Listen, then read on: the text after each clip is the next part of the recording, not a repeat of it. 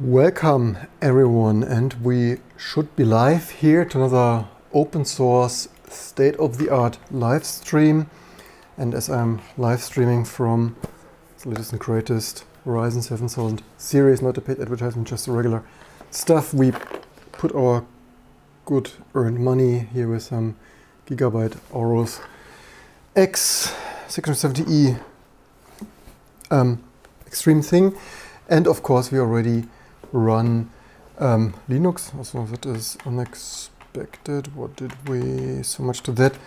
It's not it could be whatever tiny glitch that is off to a good start, right? So in general, I benchmarked that already. Also this could, the stream could crash any moment because undervolting, performance boost optimizing, curves and DDR5 overclock and stuff, the usual stuff you waste your time with. And I had some hiccups. Actually, should we, by the way? Okay, let's test that. Let's see what happens. So yeah, as we knew already, 42%. So for me, so far, building the Linux kernel, so embarrassingly parallel epic thread ripping with the 32 threads of that. It's not even the fastest memory, which if I would have been a pro, I could actually taken out here. I mentioned that shortly in this short. Of course, I have that further away. Nothing like being prepared like a professional live here on this channel. So this is that memory here, also not a paid advertisement. I'm not yet. If you want to help me grow and become a vendor preferred YouTuber, don't forget to share, like and subscribe, because right now I need to spend all my hard-earned money for this stuff. This memory, as you see, that is obviously DDR5 now, which I didn't have before. Actually, wait a second, this is a sticker, interesting. I only now realized that 5600 megahertz is a sticker, Corsair. And so the problem is, if you want highest performance DDR5, you only get very small modules, and Intel as well as AMD clock less high if you have more than one module per channel. So in case of AM5, that is 2 modules, 1 per channel. If you have 2 modules per channel for modules, then the saying on the street is you have lower clocks and less performance, obviously. Because as previously with the Zen 1, 2, 3, the 1000, 2000, 3000, 5000 series, you're usually memory bandwidth limited with this high core and thread skews, and so the more memory bandwidth the better, and the sweet spot is to be set to be 6000 megahertz. Unfortunately, if you run this in enthusiast, not gaming, but epic thread ripping open source stuff here, then you need more memory, the most memory, and certainly more. It's only the start. Ideally, I would need, previously I had 96 gigs on the DDR4 based AM4 with my Ryzen 5950X, and I obviously usually need more than 64 gig. It was just a test, and so this modules, Corsair again, not a paid advertisement, just as random stuff here. Meine Gens, performance DDR stuff. By the way, I wonder what is behind this sticker. Should I peel this off? So those are at the edge, right? So these are not AMD Expo, but Intel XMP. This is technically just the SPD, serial programmer data stuff. Also behind the sticker is nothing. Also sort of this mystery, they just glue that on there. And so this is clocked at the edge, right? I spent, unfortunately, 1 hour of trying to clocking it. I can clock it with 5800, but then I get memory errors as to be expected. I didn't overvolt it that much yet. Maybe you can get more than 5600 out of it, but I didn't have time in previous video. Maybe it's not worth to get 1 to 3% more out of it if you waste hours trying to do that. I have, unfortunately, the performance is amazing, right? This is just as a summary, the usual community, because this week you notice I didn't make any videos because actually I'm alone this week with our 2-year-old, so obviously I'm 24/7 babysitting. This is basically the first hour. I even built it, right? Instagram, if you want to see that. 2-year-old helped me put some Noctua fan screws in there and stuff, the usual stuff. So, and putting paper clips into my SGI Origin 200 and the stuff that happens when you have a 2-year-old in the office. That's basically the first hour I'm like alone this week, and I just wanted to give you the update. Also, so in general, I have some, like, I'm currently running it on a 500 watt SFX power supply, not recommended. I basically had nothing else in the like stock leftovers in the office. This is the only, it's obviously not recommended. It works. I don't have a GPU in there currently. Maybe build performance would be even a little bit higher. I need to benchmark that. I would expect without using the GPU in the I/O die on the Ryzen 7000 APU, maybe you would get a slightly higher performance, because right now I'm wasting memory bandwidth on 2 displays. So I'm running this multi-head off of the Ryzen 7950X, which, well, works. And the irony is I would not need more, right? I only need accelerated scrolling text basically, so that would be fine. But I will benchmark that I basically didn't plug anything else in there because 500 watt power supply, right? This is, I'm totally aware this is redneck engineering, but who cares? So I have some stability issues. I don't think it's the power supply, but I will see another day. I think it's mostly, the biggest stability issue is actually USB, that is a little bit flanky and maybe related to, I mean, I wanted to try this Gigabyte because previously I had ASUS and the X470 and 570, Mini ITX and Workstation, what was it, WS 570 or whatever Pro. And we had some BIOS issues, and this ASUS board also burned my initial 5990 5950X memory channel, right? Recurring subscribers might know that once this bloody BIOS, probably in some auto voltage tuning, whatever bullshit, I can only test after the BIOS update. Memory channel A also wasn't working anymore. So I had issues before. It is, of course, early BIOS issues. So right now I have USB glitches, right? So sometimes my USB, like my self-built, what was it, Teensy, SunSpark and Apple ADB and stuff, keyboard connector. But it's not only that, right? You would say, yeah, this self-built DIY bullshit. It was working before, though. I mean, it's working right now, and standard USB stuff should work, but also other stuff. For example, the Elgato Camlink 4K thing that I used to stream is also glitchy, right? So it's not only the self-built stuff, like something is not perfect, whether that is the DDR5 frequency just hitting some USB sweet spot and signaling or signaling each other out, or overdrop, like causing interference, just having clobbering that USB frequencies.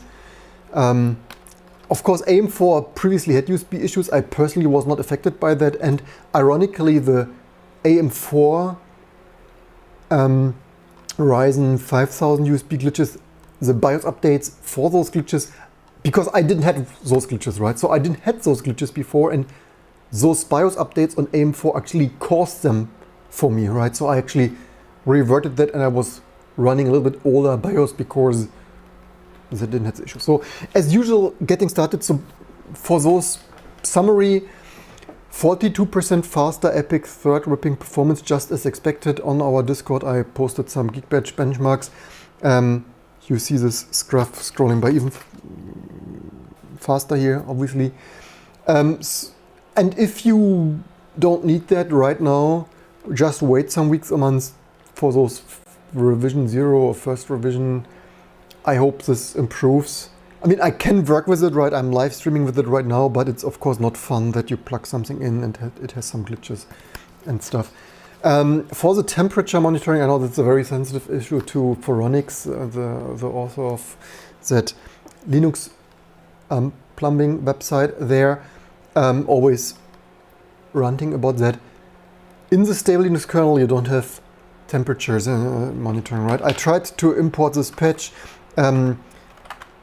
It was not one change because it also was missing PCI IDs, and then I patched those, which don't get me started on that.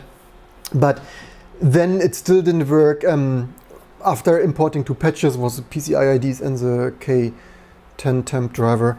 I had oopses of not finding, of this K10 temp driver not finding its Northbridge, whatever PCI device. So I'm now running, because I was tired of wasting an hour of building this stuff and patches. I now run 6 at basically pre-testing our T2, just the best source distribution Linux here. And I'm running this on 6.0 rescandidated 7 here because, so then you get that, how precise they are, I have no idea. Of course, these temperatures are not amazing. I'm running this because, again, I spent, like, lo and behold, I said this before in the short, 2,000 euro, right? 1,936 euro minus VAT for this, right? Everything adds up, right? I think this memory was 300 something, the board was disgusting 600, which I find too much for just rooting out, well, just, but in my opinion, the bloody board, main logic board shouldn't cost more like 300. And that is crazy that previously my ASUS Workstation X570 Workstation Pro board was 300, and my other earlier boards were 200 something, and now I need to spend 600 freaking euro for an early adapter for that. That is too much. Without the YouTube channel, I would not made that purchase. And it's even a step back for me. I mean, not only is it right now a little bit glitchy, if you touch it wrongly or you plug USB cables in wrong, it's even a step back because previously that board had USB-C, and I think I would need to check, actually we could check here. I think I had this open. So, I mean, yeah, USB-C port, not the end of the world, but I found it nice to have for modern devices. So from that also I don't want, why is this in bloody German? Why is this? This doesn't. Should I have? Oh, this is by the way one of those Geekbench. I uploaded up a couple of those.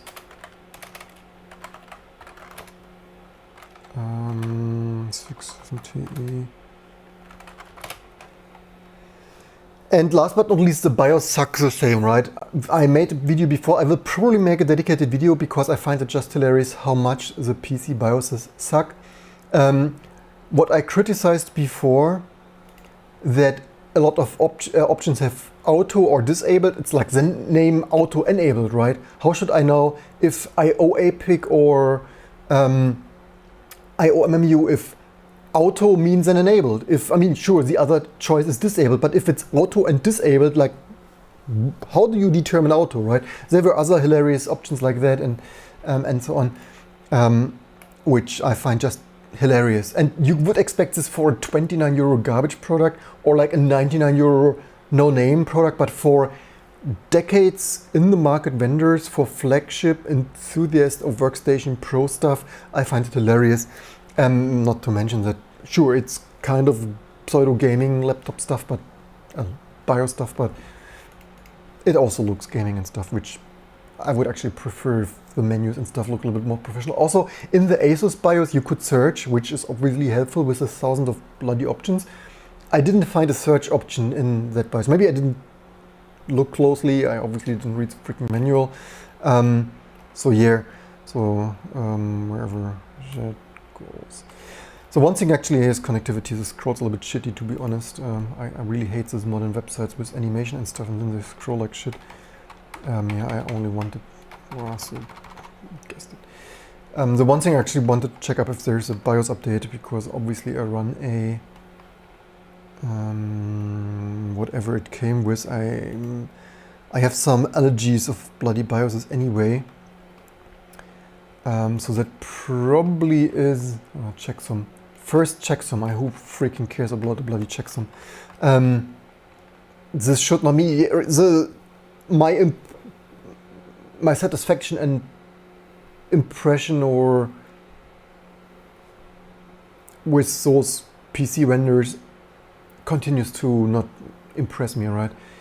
NVIDIA GeForce over 1.4. What I mean? Yeah, yeah. I think I made a photo because, but maybe we can DMID code this BIOS version if we are lucky. It is, yes, it's 824. Yeah, so it's a little bit it should be if this date should be right. So they have here multiple actually. So what is the date here of 8? So yeah, I probably run this one here for all the AGESA memory compatibility. I didn't babysitting my. Yeah, I think I saw 57C. That is probably what our F7C. What do you even say? I probably should flash that. Also, why is that? This is obviously also yeah. Version dash CF is like seriously. It's you had one job. It's version starts with dash F7. Okay, fine. This version number doesn't even appear in there. I'm impressed. But given the date, it should be. I think. I mean, I could open my phone and check that. But oh wait, F6. There's F6. Okay, then I'm running F6, which is an even. Did I say this one? Probably I said this one. Didn't I say this date? 8. Yeah. So I'm missing out on. It's the same AGESA, improved memory. Yeah, thank you very much. It's still actually okay. This is a significantly newer AGESA. I probably should try that. Let's hope it doesn't burn a bloody memory channel again, because it would be a pity. I mean, last time AMD RM8 that, but I also don't want to rely on AMD constantly RMing me processors. I mean, eventually you probably get on a blacklist there of constantly burning your CPU with this stuff. Yeah, so the stuff gets warm. The last caveat is I'm not running this liquid cooled. I have the Ansat XT Kraken liquid cooler still on the 5950X build. I'm running the good old Noctua, which obviously is not ideal. These are powerhouses and they want cooling, although this stuff can run significantly hotter than before. Previously, my 5950X started to throttle boosting at 74 or like 70 degrees Celsius. So I know this stuff can get hotter now. But yeah, the better cooling is better. And also der Bauer found here of my neighbor, of his YouTube channel, that direct die cooling improves temperatures by 20 freaking Kelvin, and that is certainly amazing, right? As also the heat spreader is freaking thick. Was it 2.6 or something millimeters? So there's a lot of cooling potential lost. I wonder. Some people say AMD had to do that for those fragile thin dies and stuff. I don't know. For me, this sounds a little bit strange. I would think that you would get significantly better cooling with less thick heat spreader. Each millimeter heat spreader is, of course, a millimeter standing in the way. And we're not talking tens of millimeters, you know, we're talking about like maybe a whole freaking centimeter. So I wonder how much performance you could get out of there with cooling. Although we have seen it at der Bauer. Maybe I need to chat with him. Maybe he can. I'm usually not deleting CPUs here and stuff. Probably need to check if he doesn't have one spare to try, or like just borrow or partnership with him a video of freaking T2 compilation on a direct die cooled liquid cooled thing there. By the way, probably. So yeah, as usual, if you want the whole week Vodafone's failing doxes here was finally better, and then the 1 day, the 1 hour you can go live, of course, doxes fails. Which config do I even build, by the way? Do I build? Oh wait, I think I built the wrong config, to be fair. Did I not start actually so much to going live? So yeah, what we need to do, of course, I'll also leave in the comments below what you want to see benchmarked. So much to building the wrong config here, but nothing like stability testing. It's basically, this is with mostly less memory, right? Also, yeah, it's XHCI control and responding. I hope, assuming that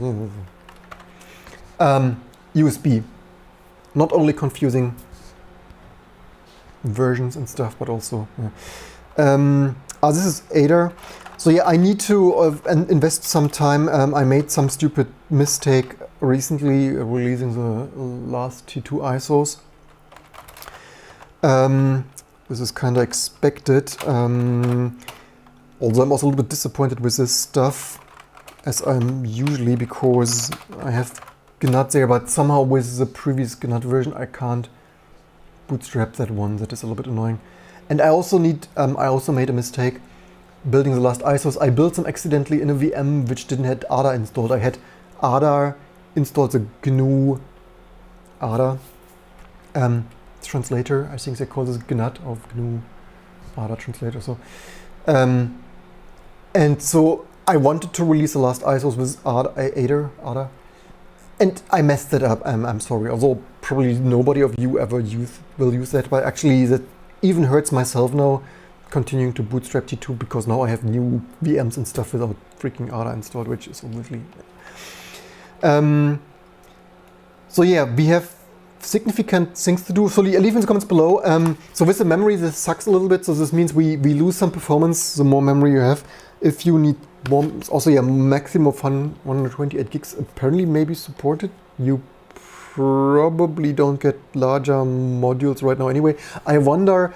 So yeah, right now I don't have a stable overclock. I mean, I can clock them with slightly tighter secondary timings. I'm just increasing some numbers a little bit. But if you do that too much, I again get unstable system, and previously waste of time and stuff, right? For this 1% here or there, it's not worth messing for hours and rebuilding the Linux kernel until you find memory issues. I wonder if I soon get a second set for maxing this out for my epic, embarrassingly parallel T2 Linux compilation needs, if I get the same clock, because other people say, or even AMD official says, you have lower clocks, and that would certainly suck majorly. I would hope that at least I can, at least with some overvolting and whatnot, with all 4 modules in there, get 128 gigs. So as you've seen on my Geekbench numbers and compiling the Linux kernel, it is a whopping 42% faster, just as I very early predicted from the, was it 18 or so architectural IPC improvements. And actually, I actually should have built this verbose. I always forgot this here live for the YouTube channel. So yeah, I estimated months ago, I was probably one of the early ones estimating 40% total with the improved IPC, larger L2 caches, and surrounding AM5, DDR5 memory bandwidth and similar stuff. And I was spot on there, and that is certainly helping. Hopefully, I will probably also improve our T2 build scripts further. I mean, I constantly have stuff to improve. We also have some Musel LLM Clang based libcxx bootstrap stuff to fix. I fixed some stuff already. Test and building this stuff here. And then, so that means previously we built this in 2.5 hours of all our minimal desktop, Rust, Firefox, Xorg, Mesa and stuff. So with a 40% improvement, that would be maybe 1.5 hours, right? 40% of 2.5 hours. So maybe that means we probably should test that. Leave in the comments below what you want to see. You probably want to see more than Geekbench here somewhere of something of, do I have that? Ah, here. That might be, if we are lucky, my, yeah, so that is my previously, but you also should keep in mind, so this is here 41%, and that is preliminary, right? And if you want to be part of this early stuff, then you can join our Discord or Instagram, and obviously YouTube membership and stuff. And so your mileage may vary, and you should not forget that this previously is a carefully overclocked overkill build, meaning undervolted, performance boost curve optimized, Der Bauer offset plate, not a paid advertisement here of my neighbors, Der Bauer here in Berlin with this offsetting the liquid cooling. And this is liquid cooling, so this is benchmarking, this is comparing a carefully hand optimized, including memory overclocked and stuff, previous system with like day one configuring the stuff, like even air cooled and stuff. So there's even maybe with careful optimization, a newer BIOS, newer AGESA, let's fingers crossed it doesn't blow memory channel again, liquid cooled and better power supply and a little bit undervolting and overclocking. Maybe you can even get to nearly 50% if we are super lucky. Not sure if we can squeeze that much out of there, but there was certainly quite a bit I could squeeze out, especially on the, although it appears to be as far as I've seen so far, the Ryzen 7000 is less temperature sensitive. In my impression, with the two 5950X I had, the first that BIOS update burned, and the second RM8, like 1 year newer AMD RM8, that the second clocked even better, and they were both quite temperature sensitive. And it appears to be from these temperatures here that, oh, did I close it again? Actually, that cools down surprisingly well. So you, yeah, but we had 80 degrees previously. This is all just embarrassingly not parallel serialized configure runs here. And this is also why I've chosen Ryzen 7000 series over a Threadripper. Not only would Threadripper rob my bank account, I believe this also deals, because people ask me, why do I buy this prosumer stuff, gaming stuff? Because I guess not only it costs a fraction if I get a Threadripper, which is Zen 3 right now, so architecturally a generation behind, also more memory channels and so on, and more cores. Then, of course, if you build a Linux kernel, then you have better performance, double and quadruple performance. If you get what is it, 7000? But I'm also not feeling buying a 7,000 euro thing just to build my unsuccessful open source hobby Linux distribution here. So for me, not only I spend less money, but most of the time, I mean, I'm also often guru meditating over bloody build errors. The only thing people know here, epic thread ripping faster to build errors, which I have too many anyway. And then for me, I mean, not only I'm often idling, patching stuff, but then also this serialized configure stuff probably has better performance on Ryzen. We actually could try to find a, what would that be, 50, let's, which one is that here? Oh, let's remove baseline. Yeah, actually we can also, nothing like your doc's internet sucks. I'm already live streaming over LTE because obviously, if we set that as baseline, I didn't try that yet. Also, really strange for me, the Geekbench search does not find my own Ryzen or any Ryzen. It's a little bit, unless I'm too stupid to type something, but when why does the bloody Geekbench results doesn't find you something? That is, I think it previously found 5950X, or didn't it? Yeah, it is beyond me why it doesn't find 7950X. It's, if you know why that is, leave in the comments below. I'm probably searching that wrong. 59, was it 90? I lost overview of the model numbers. 5990?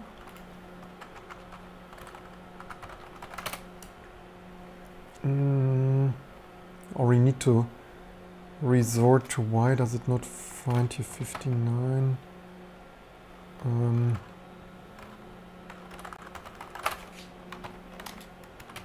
Really 90, should be 90, whatever, something. Yeah, if you have any questions, so it's basically just one summary of 1 week of hobby stuff. Is it? Oh, there's also 59. Yeah, that's what I remembered. But somehow the bloody search, this also with X. Maybe I searched that wrong. Ah, here we have something. So yeah, as you see, the single core score is significantly lower, just as expected. So these are just some random numbers. Let's pick the highest. And then you see when sometimes, so this would be twice. So that is the thing, right? And that is why I've chosen that, which probably I should make a proper edited video out of that. Is this even, why does it say it's 7 gigahertz? That This looks strange. Why do we always... That is somehow strange. Whatever is going on there. Wait, Lenovo motherboard? Is it a Lenovo? Anyway, is it even legit?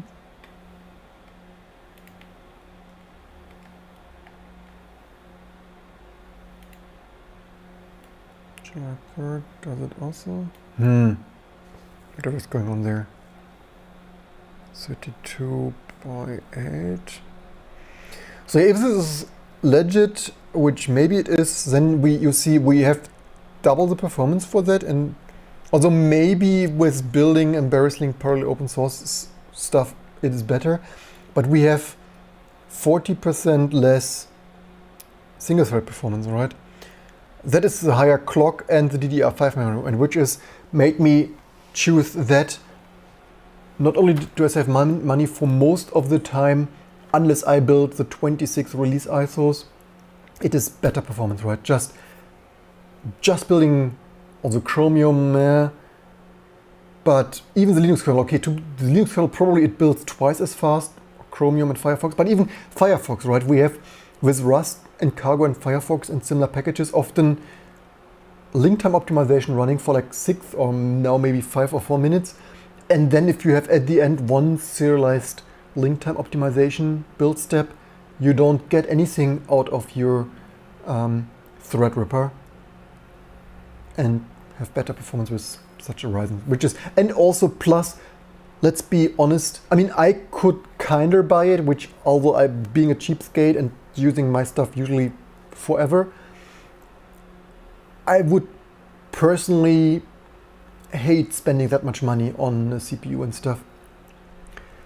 And nobody of you would, right? So for me, even as a YouTuber and as I'm not yet a preferred influencer and I need to spend my own company money, don't delay, try our software and stuff, if not T2 Linux today. As I need to spend my own hard-earned money on...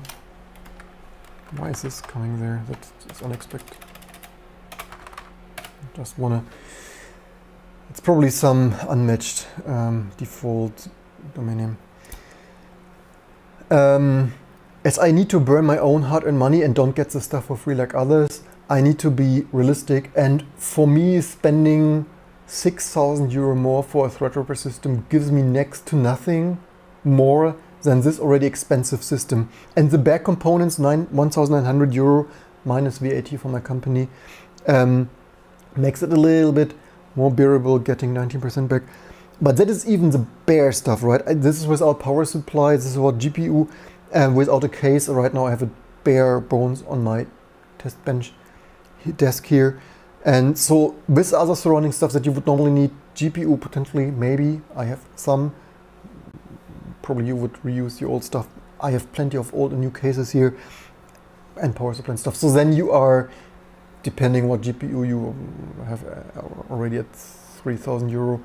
And even I need double the memory, right? Which is another, whatever that was. Yeah, so that's basically the summary. So this stuff is otherwise building nicely. So yeah, this stuff is getting hot, obviously, 88 degrees. It's not yet, I heard that the limit is otherwise 100 degrees. We could check what, so it's basically the first time I use it for more. Live here with you, I'm actually surprised that it didn't crash yet so much to my... Yeah, but DDR5, I mean, everyone knows that, right? If you didn't knew that, right, DDR5 is obviously new. It is at the beginning of the optimization and clock cycle, and the 6,000 or higher modules are not only, as I mentioned, smaller and also few state-of-the-art and expensive and stuff. And over the next years, over the life cycle, what will be the life cycle of DDR5? Maybe 5 plus 6, 7 years, who knows what.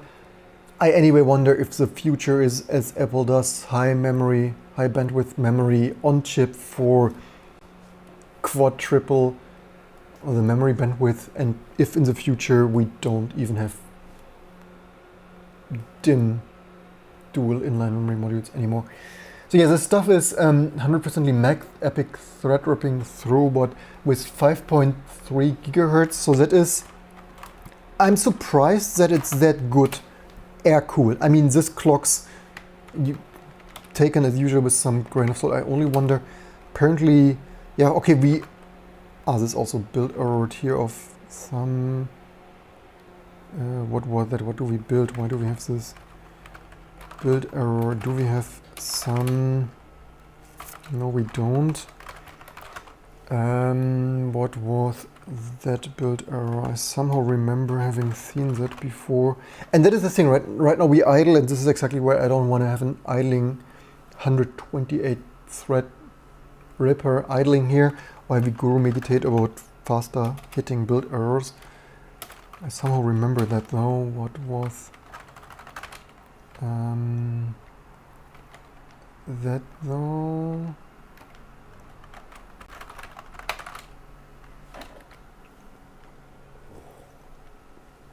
Don't even really remember that, or does it? EL and ND5. We could continue with it, and it could always be, I would need to seriously go meditate about that stuff.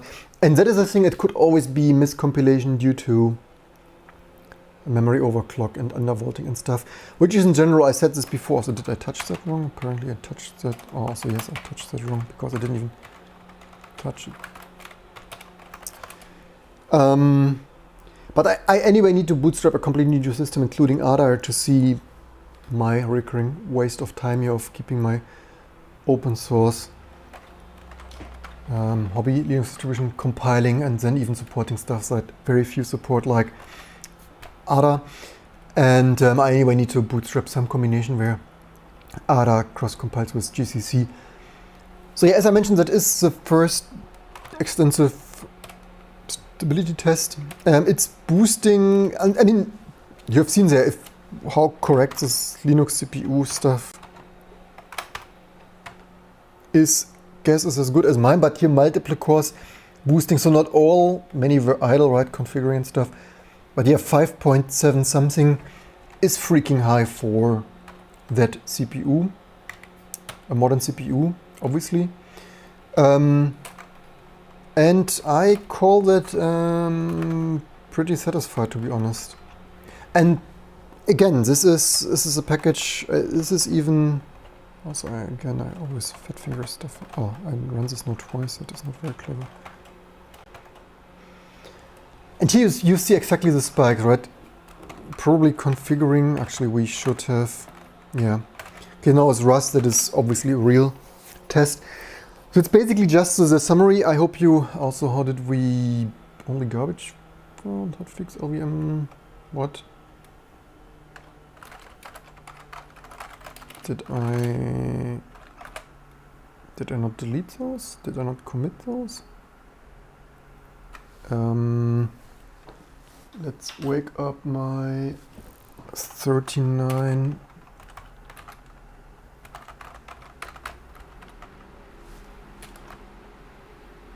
5950X. Ah, wait, this is 118 or something stupid. Should it not let me think for a. Should it not come up as 202? That is booted from. Why did this take so long? Yeah, so that is also the thing. I'm currently not really sure, as this took so long.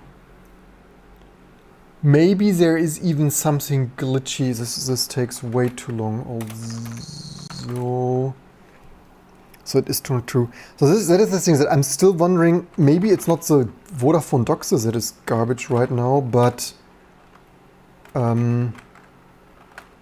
maybe this onboard Ethernet is somehow glitchy. Which is, yeah, you get a new 600 euro prosumer pseudo gamer enthusiast, and then. Your Ethernet stuff is glitchy, thank you very much. Yeah, because even this typing here is strange. And I never had this, so this is not our office Ethernet. So yes, whatever, I probably should. Yeah, I should test this. Maybe, hopefully the BIOS update improves this. But this is crazy. I mean, it works relatively solid. It's of course my fault. I mean, if I run this completely stock, it would probably be more still. Although USB probably is on Gigabyte and ASUS themselves, Gigabyte and AMD. So there's nothing with my undervolting and overclocking and stuff. So that is USB, it's crazy, right? I mean, yeah, super complex, high clock frequency, serial, universal bus and complexity stuff. But then even Ethernet, right? You buy a new board. I mean, yeah, it's my fault. Probably never buy stuff day zero, maybe always wait a month. But then you buy such expensive stuff and stuff is glitchy, right? USB and potentially Ethernet, what's going on here. It's hanging now, right? That is, it's crazy. I could of course plug in a PCIe based, yeah, that is crazy that Ethernet is glitchy in this day and age. I forgot to update this. Why did I not commit this yet, or did I? Yeah, so right now it hangs there, right? Did I not? I thought I test compiled that.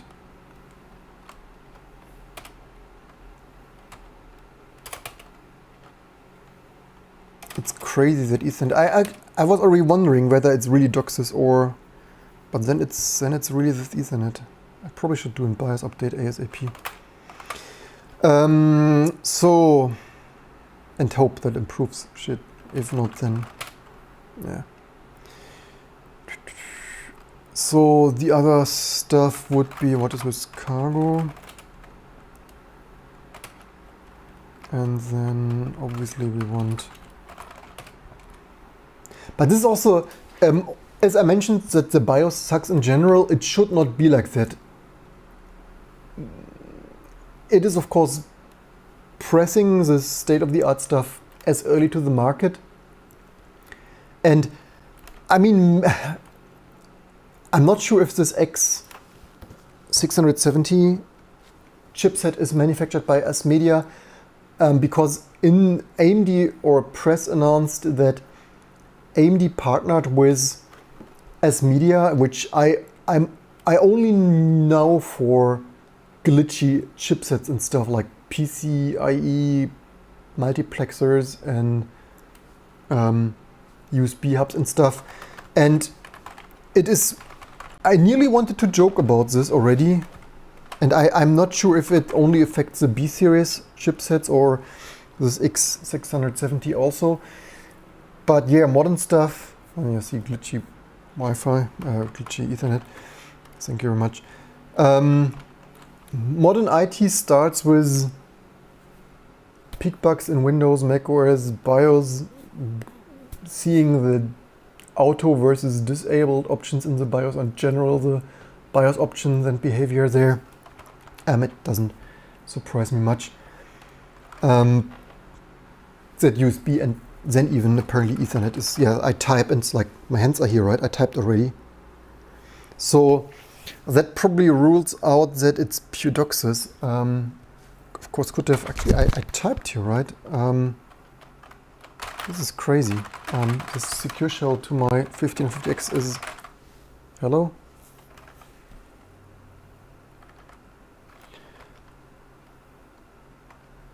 So this is some Intel chipset, so much to that. It's some 2.5 gigabit that I'm running here on only gigabit office switches. So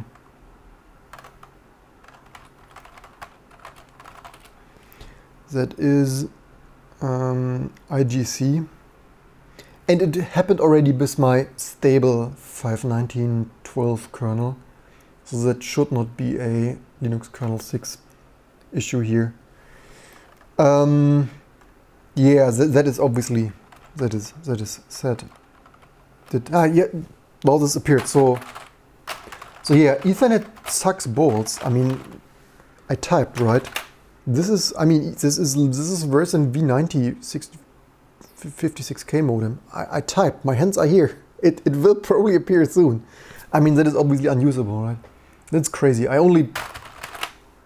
It still doesn't appear. That is crazy. And this is like, these machines are next to each other on the same bloody switch. It's hilarious. I mean, that is obviously, that is the worst thing I've ever seen. This is just sad. Which is also a downgrade, right, from my previous workstation board, right? So you spend twice the money from a X500, I mean, I found this Workstation Pro board, this WS X570 Pro thing from ASUS. I found that already expensive. That's probably kind of nearly sort of my most expensive board I ever bought. And that is double, right? It's 600 freaking euros. It's like, and then you only get gaming shit, right? And this Workstation thing at least had 2 Ethernet. I think this only has 1. I guess, and that even sucks, at least on Linux and right now. It could always be EMI, right? That there is some electromagnetic interference with just those frequencies of memory, of USB, and influencing each other, which, yeah. So, yeah, welcome everyone. One question earlier was which OS are, which OS? This is a T2 Linux, right? I run a Linux distribution for 20 years. You're probably new to this channel. You probably want to subscribe if you want to have in-depth stuff of some crazy person running his own Linux distribution. Yeah, I have a Linux BIOS update to do, so that's basically the first week. I have it already since 3 days or so. I think since the 28th.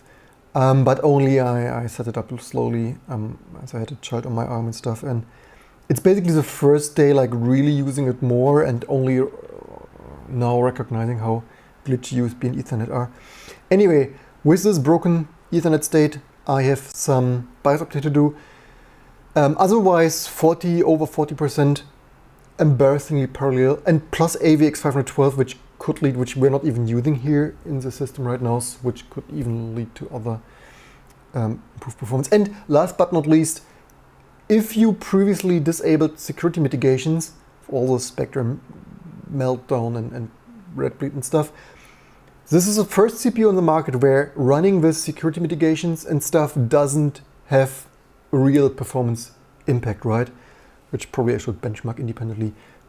Which is probably a big selling point. Also probably the only constant is change, and new security issues, vulnerabilities wouldn't surprise me with this embarrassingly parallel and epic speculating and thread ripping hardware that there will be new security vulnerabilities found soon with this complex of an instruction set architecture.